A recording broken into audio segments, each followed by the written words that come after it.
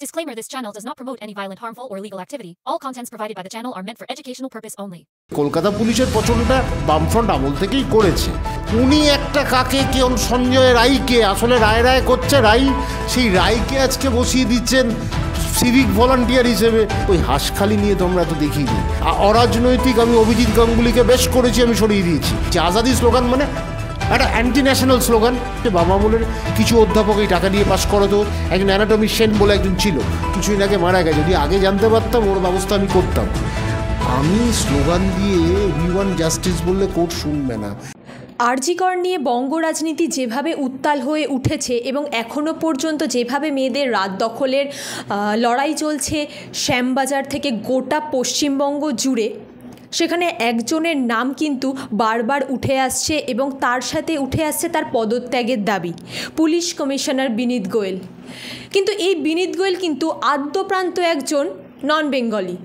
এই নন বেঙ্গলি বিনীত গোয়েল তাই কি বাঙালিদের জন্য বা বাঙালি ডাক্তারদের প্রতি তার এই যে ক্ষোভ, বাঙালি ডাক্তার তার প্রতি যে ক্ষোভ দেখাচ্ছে বা এত প্রশ্ন তুলছে, এই জন্য কি তিনি কোনো ভাবাবেগ দেখাচ্ছেন না? কারণ বাঙালিদের প্রতি তার কোনো মায়া মমতা নেই। এটা জানা কথাই। এটা একটা বাঙালি হয়ে এবং জাতীয় বাংলা পরিষদের সভাপতি হিসেবে আমরা জাতীয়তাবাদী আন্দোলন করি, বাঙালি জাতীয়তাবাদী আন্দোলন। সেখানে আমাদের বক্তব্য খুব স্পষ্ট যে যত বহিরাগত আসছে, আইএএস আইপিএস, এদের বাঙালিদের নিয়ে বা বাংলা নিয়ে এদের কোনো চিন্তাভাবনা নেই, সেই মনোভাবে তারা গড়ে ওঠেনি।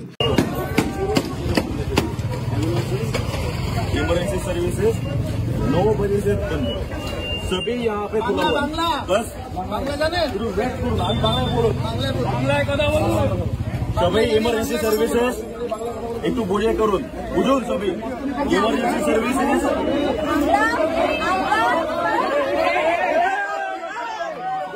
আজকে বাংলার মানুষের কথা, বাঙালির কথা, সে একজন বাঙালি কি হতে হবে এবং সে বাংলার সংস্কৃতির সাথে মিশে যেতে হবে। তো সেইখানে আজকে এই কি শর্মা টর্মা ছিল, গোয়েল ছিল, এখন এই গোয়েল এসছে। তো এদের দ্বারাই কিছু বাংলাকে ভালো করার জন্য এরা চিন্তা করবে না। এবং ঘটনাটা যে সেটা প্রমাণ করেছে, উনি যেটা কতটা অকর্মণ্য, সে অকৃতকার্য হয়েছে, এটা তো অস্বীকার করার নেই। আজকে এভিডেন্স গেছে কি নেই সেটা কোর্ট প্রমাণ করবে, সিবিআই প্রমাণ করবে। কিন্তু আজকে যে বিষয়টা নিয়ে আমাদের কথা, সেটা হচ্ছে সুইসাইড বলে চালানো। হয়তো উনি এটা ছিলেন না, কিন্তু কেউ তো চালিয়েছিল। কিন্তু তারপরও তো যে 4 দিন সময় পেলাম, আমরা একজন দোষীকে সাব্যস্ত করেনি, একজন সন্দেহজনক ব্যক্তিকে ধরা হয়েছে, এই মামলার সাথে সে সরাসরি যুক্ত। কিন্তু এখনও আইনি প্রক্রিয়া শুরু হয়নি, কারা দোষী সেটাও ঠিকমতো আমরা জানি না। সিবিআই কি রিপোর্ট, আজকে একটা শুনানির কথা ছিল, সেটা হলো না। তো এবার সিবিআইয়ের ওপর আর সরকারের আর সুপ্রিম কোর্টের ওপর। কিন্তু আজকে ওনার অকর্মণ্যতার জন্যই তো সিবিআইয়ের কাছে গেল মামলাটা, নয়তো সিবিআই আসতো কোত্থেকে? এক তো হচ্ছে আমরা যথেষ্টভাবেই চেয়েছিলাম একটা জুডিশিয়াল এনকোয়ারি হোক, সেটা হলো না, সিবিআইকে দেওয়া হয়েছে, ঠিক আছে। কিন্তু সবটাই তো হচ্ছে আমরা ওনাকে বিশ্বাস করতে পারিনি। এই বিশ্বাসটা করতে পারিনি বলেই আজকে, এবং উনি একটার পর একটা কেস ঝুলিয়েছেন, এটা তো অস্বীকার করার নেই। তো সেই জায়গায় ল অ্যান্ড অর্ডার খারাপ, ওনার পুলিশ খারাপ। উনি একটা কাকে কেউ সঞ্জয় রায়কে আসলে রায় রায় করছে, রায় সেই রায়কে আজকে বসিয়ে দিচ্ছেন সিভিক ভলান্টিয়ার হিসেবে। সে হাসপাতালের মধ্যে ঢুকে গেল, সে হাসপাতালের মুঠে একজন ডাক্তারকে ধর্ষণ খুন করে দিল। এইটাই ঘটনাটা হচ্ছে। এই যে পচনটা ধরেছে, এটা অনেক দিন ধরেছে। কলকাতা পুলিশের পচনটা হচ্ছে বামফ্রন্ট আমল থেকেই করেছে। বামফ্রন্ট আমল খারাপ, পচনটা ধরিয়েছে বামফ্রন্ট আমল, এরা বাকিটা শেষ করছে। তো আমার বক্তব্য হচ্ছে খুব স্পষ্ট, এর বিরুদ্ধে যা যা ব্যবস্থা নেওয়ার। এখন একটা কথা, একটা আইএস ও আইপিএসদের আমি রাস্তায় নেমে পদত্যাগ চাইলে কেউ পদত্যাগ করে না, সব কিছুর একটা নিয়ম আছে। সেই নিয়মটা কিভাবে হবে, কি প্রক্রিয়া হবে, সেটা সেভাবে চলবে। কিন্তু হ্যাঁ, আমাদের যদি জিজ্ঞেস করেন, আমাদের আঙ্গিকটা পরিষ্কার আলাদা। এক হচ্ছে অকর্মণ্যতা তো আছেই, তাছাড়া হচ্ছে অবাঙালি বহিরাগতরা এসে যাচ্ছে বাংলায় প্রায় প্রতিনিয়ত, এবং ডাক্তার থেকে শুরু করে বিভিন্ন হাসপাতালে এসে যাচ্ছে। এইটা বন্ধ করাটা দরকার এবার। এবং এই অবাঙালি বহিরাগতরা যদি কলকাতা ওই হয়, চিফ সেক্রেটারি অবাঙালি, বাঙালি খুঁজে পাচ্ছে না, একটা অবাঙালি, এত বাঙালি রয়েছে, বাঙালি না খুঁজে একজন অবাঙালিকে ধরে রাখছে। এইটা ছিল না। এইটা ছিল না, এবং এটা করতে গিয়ে যে কালচারটা বাংলার হচ্ছে নষ্ট হয়ে যাচ্ছে। আজ নিগম বলে একজন আছে হেলথ সেক্রেটারি, আজ এর জন্যই তো আজকে এই ডোমিসাইল বিটা বাতিল করা যাচ্ছে না, এত অবাঙালি লোক, সেই জন্য এটা হচ্ছে। আজকে ডোমিসাইল বি বাতিল করতে বলছি তো মেডিকেলে, তা না হলেই বহিরাগত চুরি জোচ্চুরি করে নিট পয়স করে এসে এখানে ডাক্তারি করবে, সেটা বাংলাকে শেষ করে দেবে। এই জন্য পরিষ্কার কথা হচ্ছে, আমরা একটা কথা বারবার বলছি, আবার বলছি, যে উনি গেলে উনি যাওয়ারটা বড় কথা না, কিন্তু যেন বাঙালি একজন আমরা আইপিএসকে দেখতে পাই কমিশনার রূপে, এটাই বলতে চাইছি, পরিষ্কার কথা। মমতা বন্দ্যোপাধ্যায়, রাজীব কুমার থেকে শুরু করে এই বিনীত গোয়েল একের পর এক বড় বড় ঘটনার সাথে যুক্ত, এবং তাদের বিরুদ্ধে এরকমও কথা আছে তারা তথ্য প্রমাণ লোপাট করে দিয়েছে। তাহলে একজন রাজ্যের মুখ্যমন্ত্রী হয়ে মমতা বন্দ্যোপাধ্যায়ের ভূমিকা এখানে কোথায়? দেখুন, একটা কথা হচ্ছে মমতা বন্দ্যোপাধ্যায় কী করেছে আমি সেটা জানি না, কিন্তু মমতা বন্দ্যোপাধ্যায়কে তার পুলিশ কমিশনার, তার সরকার প্রশাসনকে একটা দায়িত্ব নিতে হবে, এবং 4 দিন হাতে পেয়েছিলেন। যদি আরেকটু কাজটা এগোতো তাহলে মানুষের বিশ্বাসযোগ্যতা অর্জন করতেন মানুষ, তখন কেউ সিবিআইতে চলে যেত না। সিবিআই চলে, কিন্তু মুশকিল হচ্ছে এই দুটো স্ট্র্যাটেজিক ভুল হয়েছে। এক হচ্ছে সুইসাইড বলে ব্যাপারটাকে চালিয়ে দেওয়া, 2 নম্বর বিনীত গোয়েলকে আরেকটু প্রেশারাইজ করা উচিত ছিল, 3 নম্বর হচ্ছে সন্দীপ ঘোষ একটা বদমাইশ লোক, বাজে লোক, একটা ওরকম বাজে লোক জন্মায়নি, ওই লোকটাকে যদি সেদিনই সরিয়ে দিত এবং অন্যত্র, সেখানে ন্যাশনাল মেডিকেল কলেজে দেওয়া মানে তো একটা গিফট দেওয়া, যে তুমি একটা খারাপ কাজ করে এসো আর একটা খারাপ কাজ গিয়ে অন্য কলেজে করো, সেইটা নয়। সন্দীপ ঘোষ বদমাইশ লোক, সেটা অনেক দিন ধরে সবাই জানে। শান্তনু সেন কী বললো আমি এটা নিয়ে মাথা কেন, শান্তনু সেন ওনার কন্যা ঢুকেছে বলে এখন কথাগুলো বলছে, ওনার কন্যার আগে থেকেও সন্দীপ ঘোষ ছিল, করাপশান ওনার আগে থেকেও ছিল। 2011 আজকে হচ্ছে 13টা বছর টিএমসি ছিল, আর প্রথম দিন থেকে পাওয়ারের সময় থেকে শান্তনু সেন কাউন্সিলর। তো সেখানে শান্তনু সেন কী বললো আমি একটুও গুরুত্ব দিচ্ছি না। সুখেন্দু শেখর রায়, যাকে কেউ চিনত না, রাজ্যসভা নিজেও কোনো দিন নির্বাচন জেতেনি, সে প্রণব মুখার্জির চামচে ছিল, এইটুকু জানি আমি। তো সেই জায়গা থেকে আমার বক্তব্য, সে কী বললো সেটা নিয়েও আমার কিছু এসে যায় না, কিন্তু আমার বক্তব্য এখানে খুব স্পষ্ট। যেখানে আমাদের একটি বাঙালি মেয়ে সে কাজ করতে গিয়ে তাকে আজকে এই রকম পরিস্থিতির সম্মুখীন হতো, মৃত্যুর মুখী হয়ে গেল, তার মৃত্যু হলো, তো সেইটা তো কখনো মানা যায় না। সে মানুষের প্রতিবাদ হচ্ছে নিশ্চয়ই সমর্থনযোগ্য, কারণ মানুষ চাইছে, কিন্তু সত্যি কথা হচ্ছে আমাদের প্রতিবাদটা সব ক্ষেত্রে হলে ভালো। হাঁসখালিতে একজন বোন ধর্ষণ হয়েছিলেন, তখন কিন্তু এই প্রতিবাদ আমরা দেখিনি। কামদুনি ক্ষেত্রেও তাই, শুধু কেন মধ্যমগ্রাম, পার্ক স্ট্রিট, সব ক্ষেত্রেই বিরাট কেউ আমাদের প্রতিবাদেরটাও আমরা খুব সেক্টেরিয়ান হয়ে যাচ্ছি, এলিটিজম হয়ে যাচ্ছে।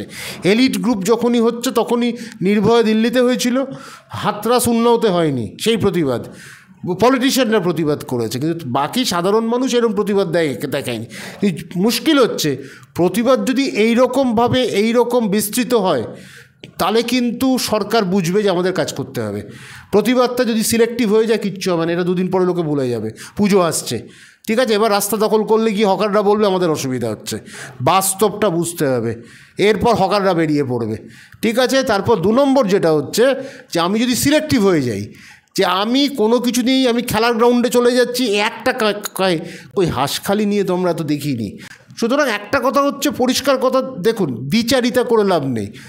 অরাজনৈতিক আমি অভিজিৎ গাঙ্গুলিকে বেশ করেছি, আমি সরিয়ে দিয়েছি, তারপরেই আমি আজাদি স্লোগান দিচ্ছি। আজাদি স্লোগান মানে একটা অ্যান্টি ন্যাশনাল স্লোগান।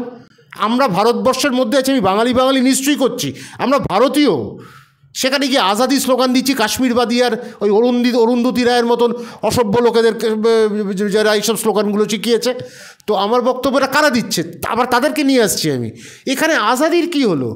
দাবি পরিষ্কার, হতে পারে বাংলাদেশ থেকে আমরা আওয়ামী লীগ থেকে বা বাংলাদেশ থেকে ভাড়া করছি, কিন্তু আমার বক্তব্য যেটা খুব স্পষ্ট, আমরা এইখানে যেটা করছি প্রতিবাদ আমরা নিশ্চয়ই করব। প্রতিবাদ যেন এরমভাবে সিলেক্টিভ না হয়। আর বিনীত গোয়েলকে আমিও চাইছি না, বিনীত গোয়েল সরে যাক, আমিও চাই, কিন্তু এটা বাঙালি আসুক, এটা চাইবো। আর তৃতীয়ত সময় আমি এটা মনে করি যে প্রতিবাদ হওয়া উচিত এবং স্বচ্ছতার সাথে কাজ, মেডিকেল সিস্টেমটাকে যেন শেষ না করে দেয়। শান্তনু সেনের মতো লোকও চাই না, সুদীপ্ত রায়ের মতো লোকও চাই না, নির্মল বাজির মতো লোকও চাই না, আর কি সব বিশ্বাস টিশ্বাস এগুলো আমি নাম নতুন শুনছি। অসভ্য লোক, মানে অসৎ লোককে দিয়ে ডাক্তারি পরিকাঠামো যেন নষ্ট না হয়, এদের দিয়ে চলবে না। ডাক্তারি পরিকাঠামোটা আবার বলছি, হাসপাতাল থেকে এমএলএ এমপি কাউন্সিলর যারা আছে তাদের তারাও, নিউট্রাল লোকে, নিরপেক্ষ লোককে বসাও, অনেক ভদ্রলোক পারবে, ভালোভাবে হাসপাতালটা চলবে। আর ইউনিয়নবাজি বন্ধ করে দাও। তাহলে এই যে টাকা নিয়ে, দেখুন টাকা নিয়ে একটা কথা বলছে, টাকা নিয়ে হচ্ছে, এটা আরও খারাপভাবে হয়েছে। বাবা আমলের কিছু অধ্যাপক এই টাকা নিয়ে পাস করাতো, কোচিং আগের দিন প্রশ্ন বলে দিত, কোচিং করতেটা হতো, শুনেছি। কারণ কিন্তু আবার এও অধ্যাপক ছিল যারা ঠিক পরীক্ষার দিন মেয়েদের ঘাড়ে হাত দিয়ে দিত, মানে তাদের পারভারেশনটা, কারণ মেয়েটাকে পাস করতে হবে, হয়তো টাকা চাইছে না, কিন্তু সে নিজে মানে বেশ আনন্দ পেত মহিলাদের গায়ে হাত।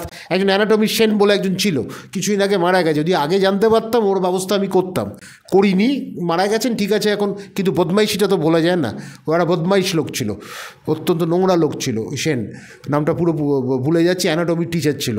তো ঘটনাটা হচ্ছে এই জায়গায় থেকে আমার বক্তব্য হচ্ছে এরকম অনেক অধ্যাপকই ছিলেন, আগেও নিতেন, এই জমানাতেও নিচ্ছেন, খারাপ লোক ছিল, কিন্তু এইখানে এই এত নোংরা বিষয়টাকে নিয়ে গেছে, এটা মেডিকেল সিস্টেমে মানা যায় না। মেডিকেল এডুকেশন ভালো হতে হবে, সব জায়গায় সব পেশাতেই স্বচ্ছতা চাই, কিন্তু মেডিকেল এডুকেশানে যদি আমরা করতে থাকি তাহলে আমরা মেডিকেল এডুকেশনটাকে শেষ করে দেবো।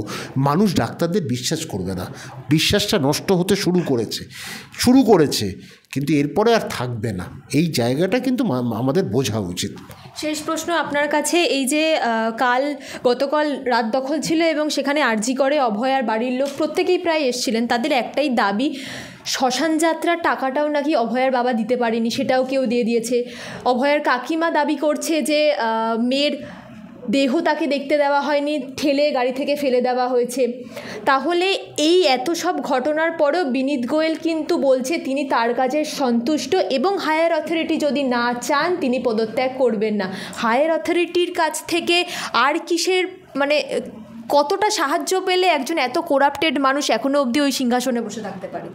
দেখুন একটা কথা, করাপশান পুলিশেও এসছে, নৈতিকতা স্খলন প্রত্যেকটা পেশায় এসছে, সে ডাক্তারি হোক, ওকালতি হোক, পুলিশ হোক, সব জায়গায় হচ্ছে। পুলিশকেও তো মাঝে মাঝে দেখা যায় হাতটা পেতে কিছু নিচ্ছে, লরি থামিয়ে এই থামিয়ে, এগুলো দেখা যায়। তো পুলিশ কি সবাই পুলিশ খারাপ? না। সব ডাক্তার খারাপ? না। সব উকিল খারাপ? না। সব সাংবাদিক খারাপ? না। সুতরাং ঘটনাটা যে সব জায়গায় নৈতিকতার একটা স্খলন হয়েছে। কিন্তু একটা কথা যা খুশি বলে দিচ্ছি, যেরকম 150 গ্রামের সিমেন্টও আমরা পেয়েছিলাম, পেলভিক ফ্র্যাকচার ভেঙে গেছিলো সেটা হয়নি, হায়ার্ড বোন ভেঙে গেছিলো সেটা হয়নি, মিথ্যেটা প্রচুর ছড়িয়েছে বিভিন্নভাবে। আপনি বাবাকে কল করছে, অ্যাসিস্ট্যান্ট সুপার কল করছে, পুরো ব্যাপারটা কিন্তু ফেক হয়েছে। ফেকটা তো বিশ্বাস করা যায় না। একটা কথা বলে দিই, সিবিআই আর কোর্ট, এখন ব্যাপারটা কিন্তু আপনি হাজারটা চিৎকার করলে কিচ্ছু হবে না। সিবিআইয়ের কাছে হাতের ডকুমেন্টস, সেটা কোর্টকে দেবে, সিবিআই যাদের ধরবে কোর্টের ওপর কোর্ট ডকুমেন্টের ওপর বিশ্বাস করে। আমি স্লোগান দিয়ে উই ওয়ান্ট জাস্টিস বললে কোর্ট শুনবে না, এটা কিন্তু বাস্তব। এই বাস্তবটা মেনে নিয়ে কিভাবে সাহায্য করার হয়। যদি আমি কাউকে সন্দেহ করি ডাক্তাররা এই ছেলেরা করেছে, সিবিআইকে একটা সিল্ড এনভেলপে পাঠাই না যে আপনারা এভাবে করুন, এটা হতে পারে যে আজকে এই মানুষগুলো ইনভলভড এই কেসটাতে, তো সেইগুলো তো আমাদের করা উচিত, করছি না তো।